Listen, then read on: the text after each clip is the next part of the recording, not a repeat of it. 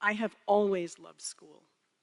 From the very first day of kindergarten, walking in with my big name tag hanging around my neck, waiting for the teacher to teach me new things. Maybe I didn't always like every teacher as much as the others, pardon me, or the class dynamic or the other kids, but learning was something I always looked forward to and cherished. When I was in 3rd grade, I knew I would be a teacher.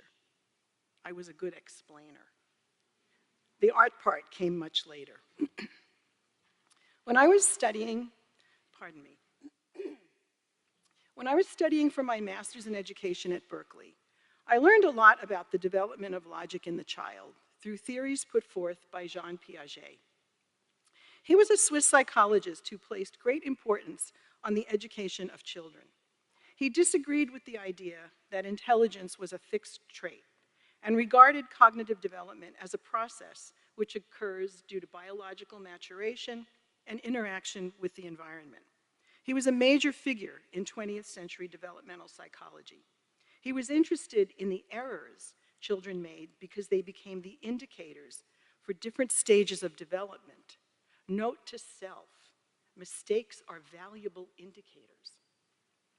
Thankfully, he proved my 8th grade social studies teacher wrong because Coach Damat said that we stopped learning by the time we were 25, so we better hurry up and get on with it. Piaget believed that we continued to develop cognitively throughout our lives. And I know this to be true because I learned basic French in my 50s, and I have stayed the course with technology as it changes every year.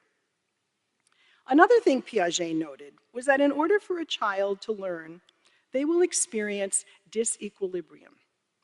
Everyone enjoys their comfort zone, and most of us try to maintain that feeling of being centered and stable most of the time. But in order to add knowledge to what we already know, sometimes it can upset our stable world because the information seems alien to what we believe. In order to synthesize it, we need to feel uncomfortable and disequilibrated for a little while. Hopefully, this will happen to you a lot at Scripps, and you will get used to it and you'll be okay about it. Certainly in Core 1, where many of your beliefs and notions about the world might be challenged, some days you will feel like the world turned upside down. We call this a paradigm shift, especially when we examine dualities like light and dark, right and wrong, male and female, only to learn that rather than being opposites, there is a continuum between these dualities, a spectrum of shades of gray, multiple points of view on a subject, and multiple genders. And learning to embrace these spectrums make us better human beings. I loved school so much, I never left. In fact, I attended 5 schools, including secretarial school, which is another story, before I completed my undergraduate degree. And when it was time to graduate, my art professor said, "Well, of course, now you'll apply to graduate school." To which I promptly replied, "Oh, no, that's for other people." Fortunately, I was immediately removed of that opinion, and here I am today. But none of my college experiences adequately prepared me for Scripps, because none of those colleges was a liberal arts college. My graduate art practice was strictly about art and developing a discipline that I could sustain after graduate school. Arriving at Scripps was, for me, like it might be for some of you, a whole new world of opportunities to learn how the disciplines can interact with each other and how that allows you to imagine new ideas and connections about what you know. For me, it was an opportunity to weave together my interests in ancient matriarchal cultures, mathematics, nature, honeybees, feminism, and technology. And it took many years of discovery and experimentation to create the world I was imagining.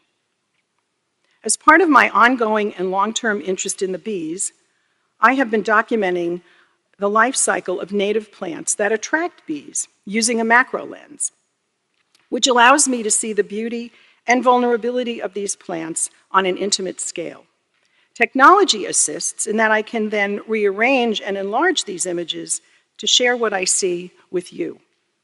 You're seeing some of it streaming behind me, along with shots of my students in the classroom. I love it when they're working and engaging with each other, discussing our readings or our films, and so I document it.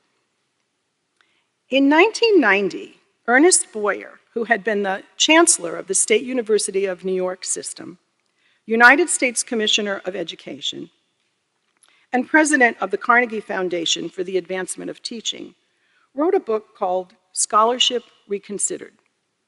It was his position that research and teaching should not be seen as two separate practices, but that instead they informed each other and worked together jointly. In other words, what I apply in my art practice, the processes of discovery, experimentation, synthesis, and integration, finds its way into the classroom and it influences how I teach. It is from his research on this that today so many universities and colleges have established centers for teaching and learning. This was a paradigm shift for many in the academy, and it finally put to rest that awful adage that those who can do and those who can't teach, because those who can do and teach. Several weeks ago, two alums from the Scripps class of 2002, who actually met here their very first week of school and are now happily married for over 10 years, were visiting Jan and I. At brunch, I told them I was asked to give this talk. And I asked them to describe their experience of me in the classroom. What could I say today that would reflect my teaching and their learning? So the first thing Felicia said was, well, you don't really teach. I thought, uh-oh, where is this going? Because a few years ago, I had kind of thought the same thing. I wasn't really teaching, but I was doing something else, and I wasn't quite sure it was okay. So I said, what do you mean? And Elizabeth piped in and said, well, so many times teaching is just a form of telling, like the big lecture classes at Berkeley. And you, and Felicia interrupted, you sort of learn along with us.